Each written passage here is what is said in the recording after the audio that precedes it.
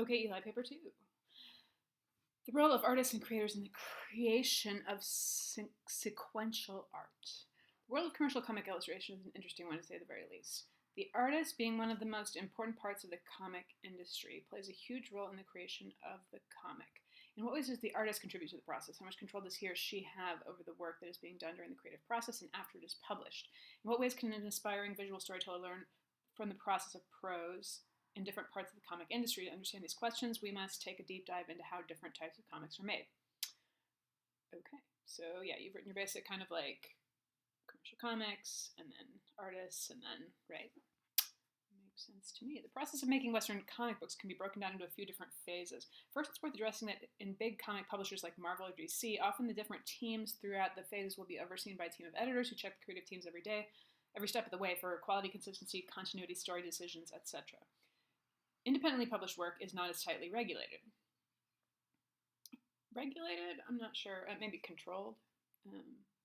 Regulate makes it sound like it's like laws. Typically, a writer, occasionally a team of writers, will sit down and write out a script for a book. When writing, if the author is not also doing pencils, I'm thinking you mean pencil drawings?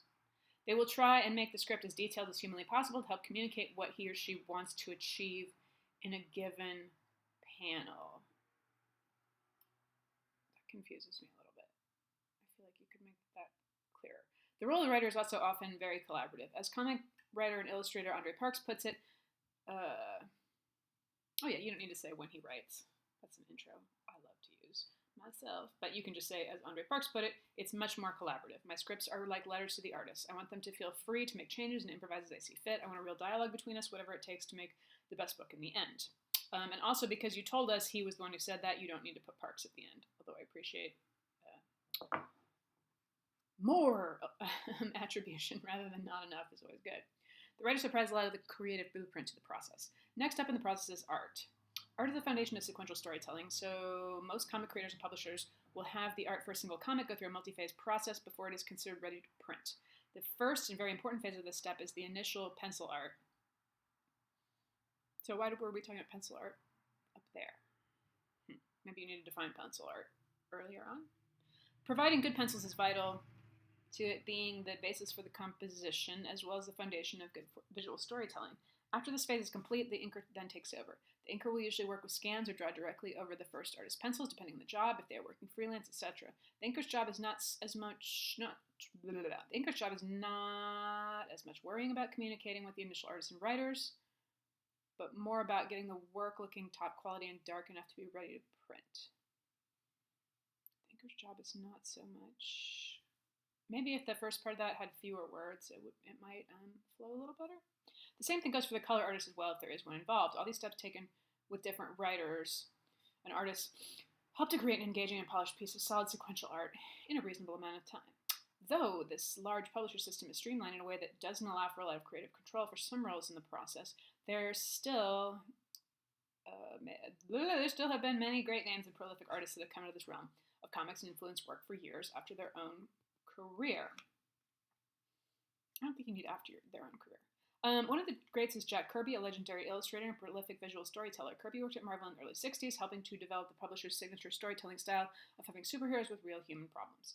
Some of Kirby's notable work includes the X-Men, Captain America, Thor, the Hulk, Iron Man, and Fantastic Four, the last of which he created with legendary writer Stan Lee. Kirby's output, I think you need a lowercase O there, right? And consistency and quality made him an elite in the industry. And it's today considered one of the pillars of the industry. You have a lot of writing skills.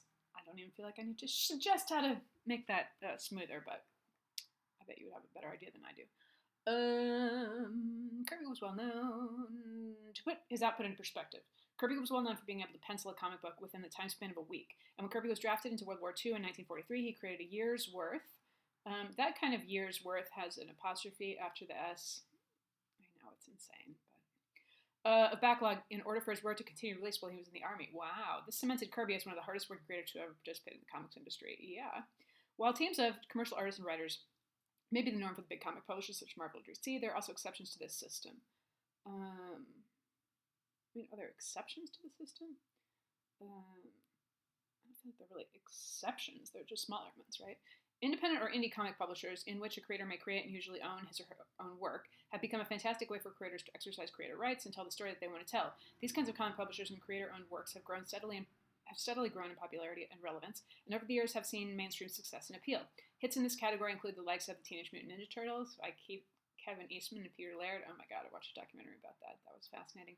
And The Walking Dead by Robert Kirkman and Tony Moore at Image Comics, both of which have exploded into their respective pop culture phenomenon after release.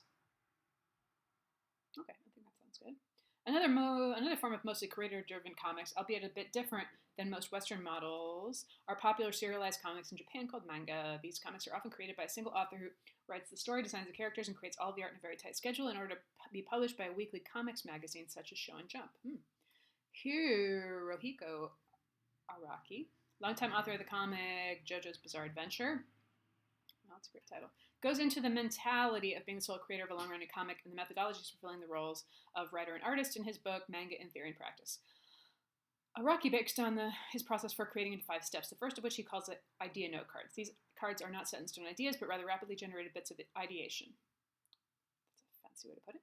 Akari even states that after over 25 years of creating comics, he doesn't believe in ideas not being able to run out. He doesn't believe in ideas being able to run out. And that great ideas all come from some degree of curiosity and life experience. Yeah, ideas being able to run out. Maybe, I think you mean, like, you can't run out of ideas?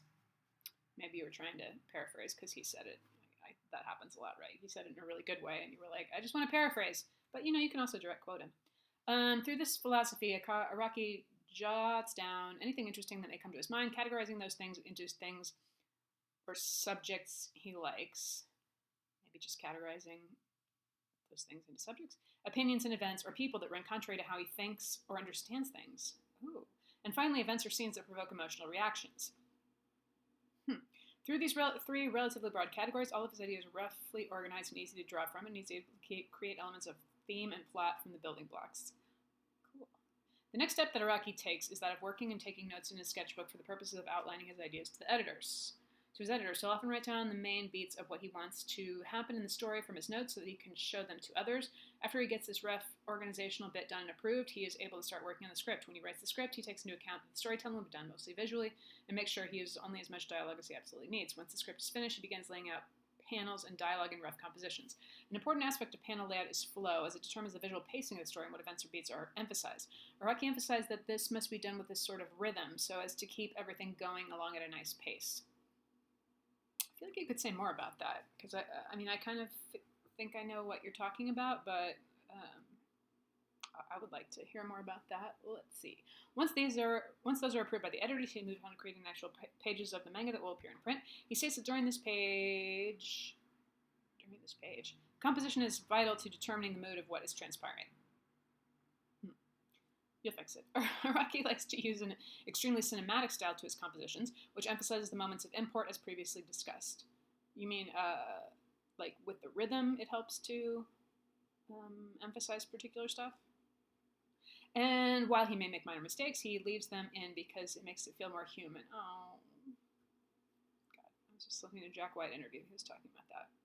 By looking at all of the different ways of creating a substantial piece of sequential art, one can begin to draw similarities and conclusions. While one method may differ from different publishers or independent creators, every process is all about the execution of a good visual storytelling. That's what the multi-tiered steps that comic publishers go through is all about, and that's what Araki's different stages of brainstorming and storytelling are all about, telling a compelling story.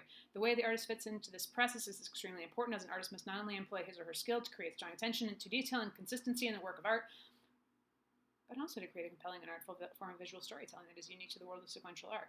As artist and writer Andre Parks says to young artists who are looking to break into this world, don't show me your sketchbook pages or the pinup of Iron Man that you traced. Show me some sequential art. Tell a story. This is the job. Oh, nice. Solid ending. Bam. I would like to hear a little bit more about how this, what you learned about how this part of the art world differs from other parts of the art world. Well, I mean, not so much how it differs, but like what makes it unique. Yeah, a little bit more on that to help kind of tie together everything and keep our focus on, but have a focus on broader patterns that you found through your research. But overall, it's a lovely job. And email me if you have questions. Hope you're doing okay.